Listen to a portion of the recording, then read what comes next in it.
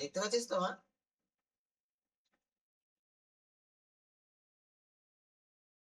সুপ্রিয়া, দেখা যাচ্ছে তো? হ্যাঁ স্যার। ওকে। দেখ, আজকে আমরা মেইনলি যেটা আলোচনা করব সেটা হচ্ছে যে সিলেবাস, যে আমাদের এই হিস্ট্রি চ্যাপ্টার গুলো কিভাবে আছে, কোন কোন জায়গাগুলোকে আমরা পড়বো, সেগুলো আমরা এখানে একটু দেখার চেষ্টা করব।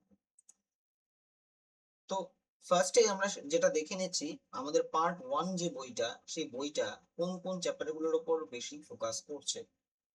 এখানে করছে bricks, beds, bones, Harappan civilisation.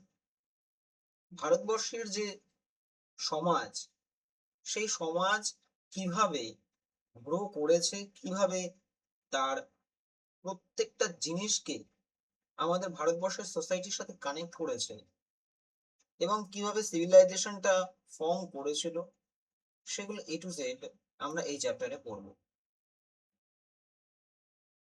Theme 2 তে আমরা এখানে দেখতে পাবো যে kings, farmers and towns, early states and economics. 600 BCE এবং থেকে 600 সিই পর্যন্ত সমাজের যে বিভিন্ন ধরনের ইকোনমিক্স ফ্যাক্টর গুলো যেগুলো ছিল, সেগুলো আমরা এখানে আলোচনা করব। 600 বিসিই থেকে 600 সিই এর ভিতরে থিম 3 তে আমরা কিংশিপ, কাস্ট এবং ক্লাস, এগুলো নিয়ে আলোচনা করব। কিংশিপ তো আমি আর তোকে আর কি বলবো, ওটা তো আর বোঝালাম না, কারণ দরকার পড়ে না। কিংশিপ মানে তোরা কি জানিস? কাস্ট মানে কি জানিস? কাস্ট মানে কি? কাস্ট জিনিসটা কি বলতে পারবি?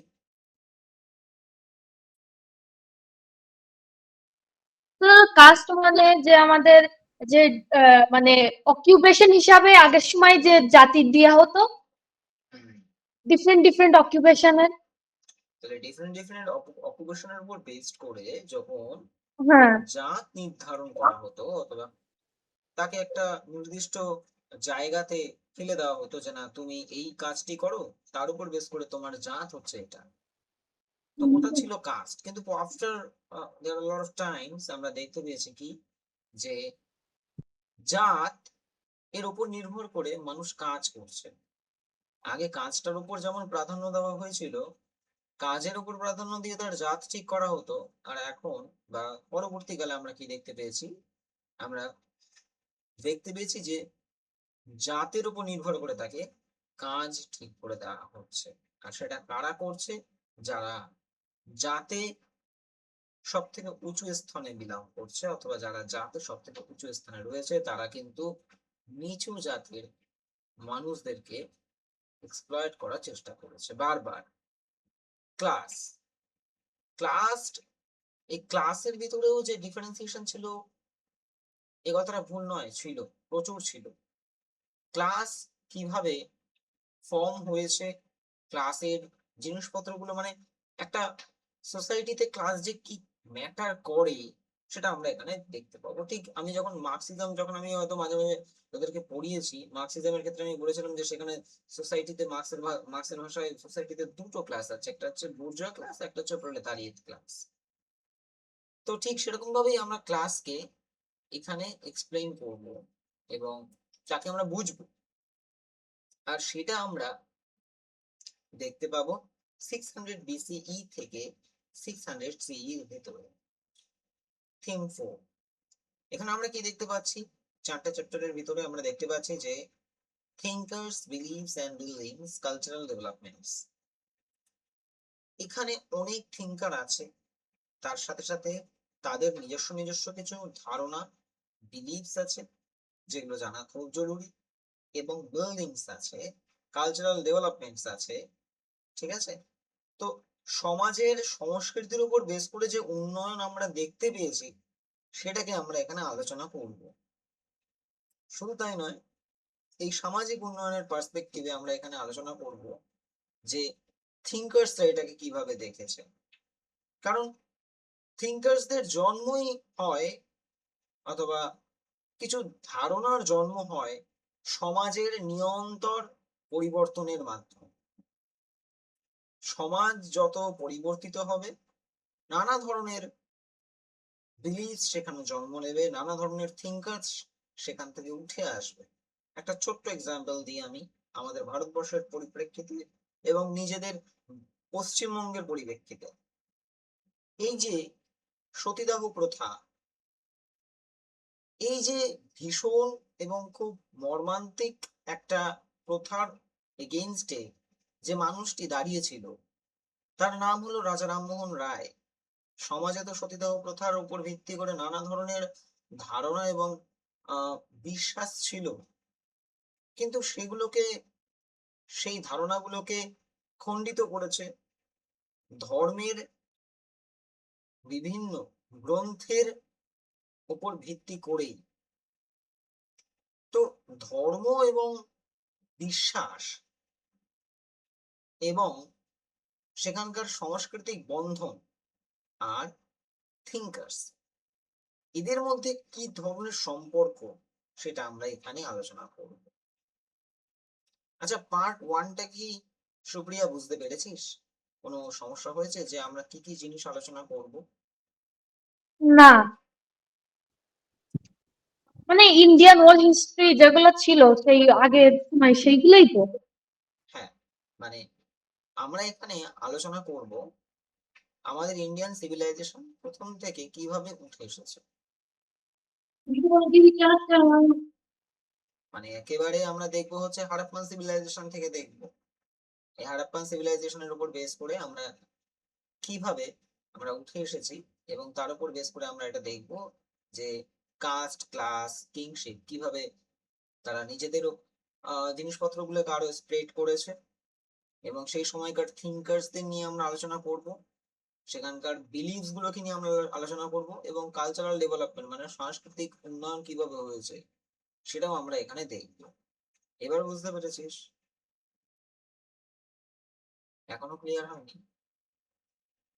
না স্যার, বুঝতে পেরেছি। কোন জায়গাটাতে প্রবলেম হয়েছে বল পার্ট ওয়ানে? মানে সিলেবাসের উপর বেস করেই আমি তোকে পড়াবো, এমনটা নয় যে আমি তোকে ওয়ার্ল্ড হিস্ট্রি অথবা অন্য কিছু পড়াবো। Next part two. Part two তে আমরা এখানে দেখতে পারবো থিম 5-এ যে through the eyes of travellers perception of society. যেমন আমাদের এই ভারতবর্ষে যে এত ডাইভার্সিটি বা ডাইভার্সিফাই কালচার আছে, আমাদের ভারতবর্ষে যে এত ডাইভার্সিফাই কালচার, এবং এই ডাইভার্সিটির জন্য দূর দূরান্ত থেকে অনেক মানুষ আমাদের এই দেশটাকে দেখতে আসে। শুধু দেখতে আসে না, এটাকে এক্সপিরিয়েন্সও করতে আসে।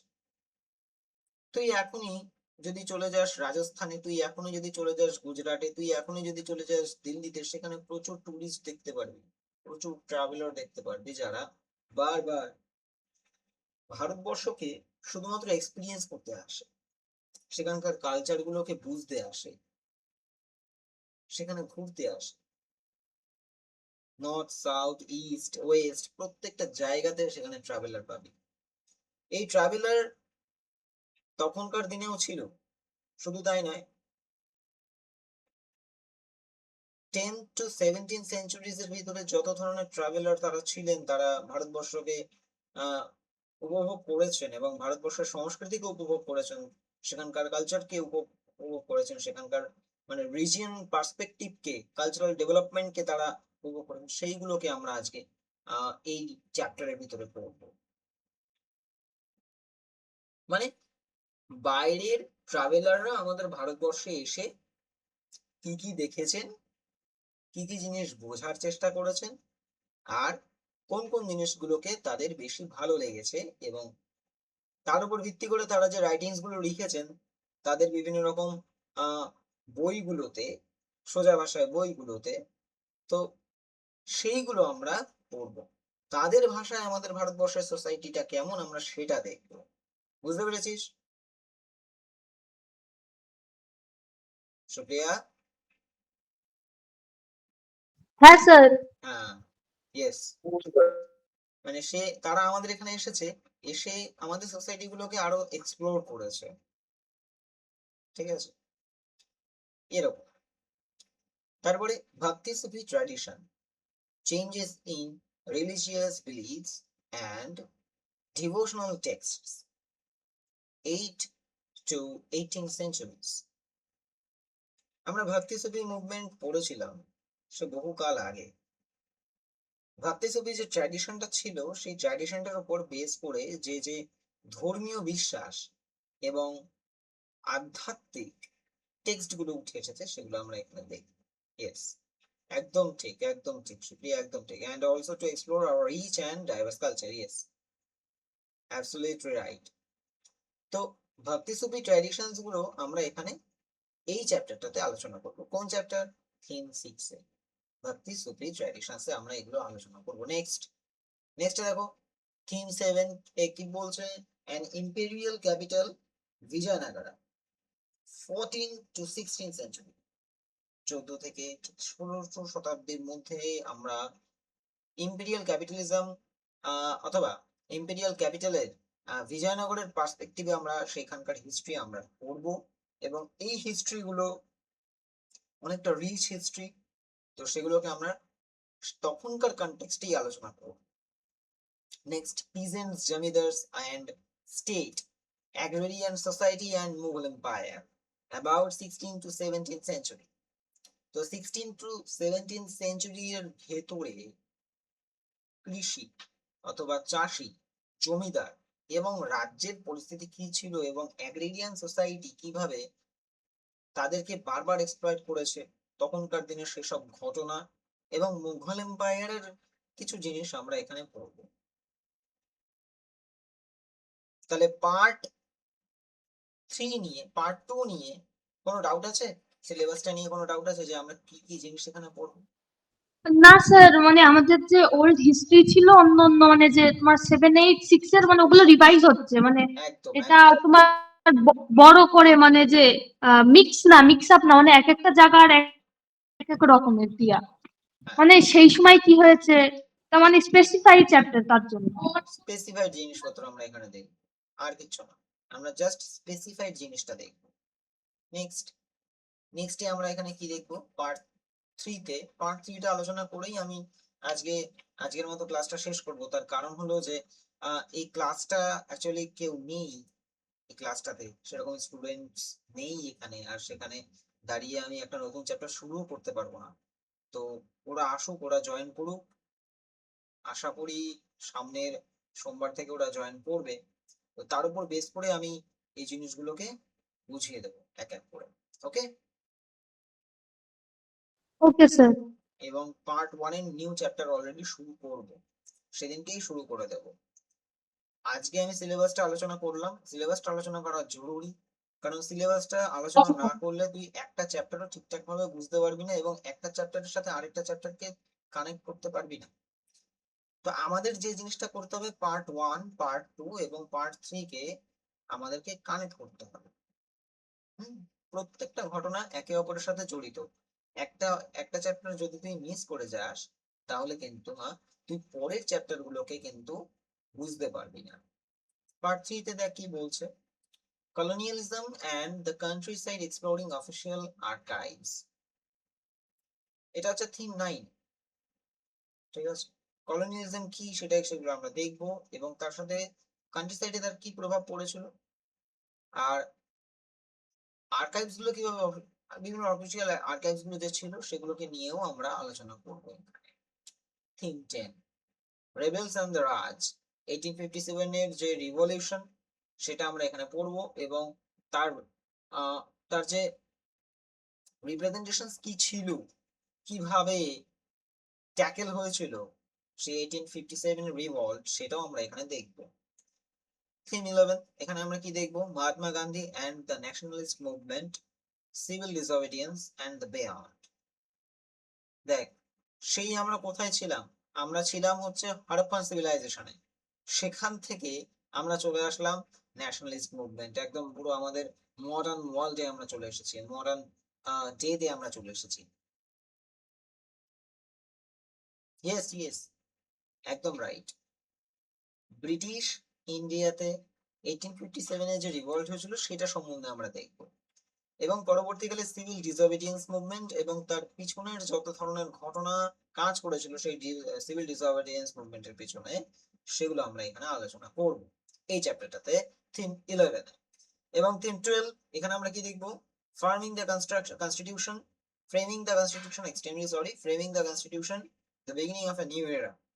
আমাদের কনস্টিটিউশন কিভাবে তৈরি হয়েছে, প্রেমবল কিভাবে তৈরি হয়েছে, তার উপর বেস করে আমাদের সোসাইটির উপর বেস করে যে জিনিসগুলো সেখানে জায়গা পেয়েছে, কোন জিনিসগুলোকে আমরা বড় করেছি, সেগুলোর মানে কি, এ টু জেড আমরা এখানে আলোচনা করব। তার মানে আমরা দেখতে পাচ্ছি যে আমাদের যে হিস্ট্রির যে চ্যাপ্টার্স গুলো আছে সেগুলো শুধুমাত্র ইন্ডিয়ান কালচার এবং সোসাইটির উপর বেস করেই কিন্তু তৈরি হয়নি, বরং সেগুলো তৈরি হয়েছে এক বিশাল বড় আহ সামাজিক কেন্দ্রিকতার উপর বেস করে, যেগুলো জানা আমাদের খুব জরুরি। এবং শুধু তাই নয়, আমাদের হিস্ট্রি যেটা তৈরি হয়েছে, মানে হিস্ট্রি যেটা একেবারে ইমপ্লিমেন্ট হয়েছে বা আমরা যেগুলোকে জানতে চেয়েছি, সেগুলোর সাথে আমাদের কনস্টিটিউশন, ইন্ডিয়ান কনস্টিটিউশন কিভাবে জড়িত সেটাও আমরা এখানে দেখব। ইন্ডিয়ান কনস্টিটিউশনের ফ্রেম কিভাবে হয়েছে সেটাও আমরা দেখবো, এবং ইন্ডিয়ান কনস্টিটিউশন যে ফ্রেম হয়েছে সেখানে হিস্ট্রি, আমাদের ইন্ডিয়ান হিস্ট্রি ঠিক কতটা রেসপন্সিবল সেটাও আমরা এই চ্যাপ্টারটাতে আলোচনা করব। একদম একদম কারেক্ট, একদম correct. Making our social perspective as they choose popular freedom fighters to frame constitution. Excellent. মানে তুই ভালো বুঝতে পারছিস এবার, তাই তো সুপ্রিয়া? হ্যাঁ স্যার। হ্যাঁ, তাহলে সুপ্রিয়া একটা জিনিস কি দেখলি, যে আমাদের এই যে পার্ট 1, পার্ট 2 এবং পার্ট 3, এখানে এখানে যে প্রায় 12টার মতো চ্যাপ্টার আছে, এই 12টা চ্যাপ্টার প্রত্যেকটার সাথে কিন্তু রিলেটেড, একটা চেন ওয়াইজ সিস্টেমে এই চ্যাপ্টার গুলো কাজ করছে। একটা চ্যাপ্টার যদি আমরা মিস করে যাই, আমরা কিন্তু পরের চ্যাপ্টারটাকে বুঝতে পারবো না। তাই আমাদের আগে কি করণীয়, আগে করণীয় হচ্ছে আগে কন্টেন্ট এটাকে ভালো করে বুঝে নেওয়া, কন্টেন্টস কে বুঝে নেওয়ার পর পার্ট 1, পার্ট 2 এবং পার্ট 3 এর প্রত্যেকটা চ্যাপ্টারকে স্পেসিফিক ভাবে ধরে ধরে ধরে ধরে এনসিইআরটি তে পড়া। আর ধরে ধরে যদি না পড়ি তাহলে অনেক ঘটনা কিন্তু বাদ চলে যাবে, অনেক ঘটনা আমরা সেখানে অনেক ঘটনাকে আমরা বুঝতেও পারবো না, এবং আমাদের কিন্তু পরের চ্যাপ্টারে যেতে অথবা পরের টপিক গুলোকে বুঝতে খুব প্রবলেম হবে। ঠিক আছে, এটুকু বুঝতে পেরেছিস মা? সুপ্রিয়া, এটুকু বুঝতে পেরেছিস? Yes sir. ওকে।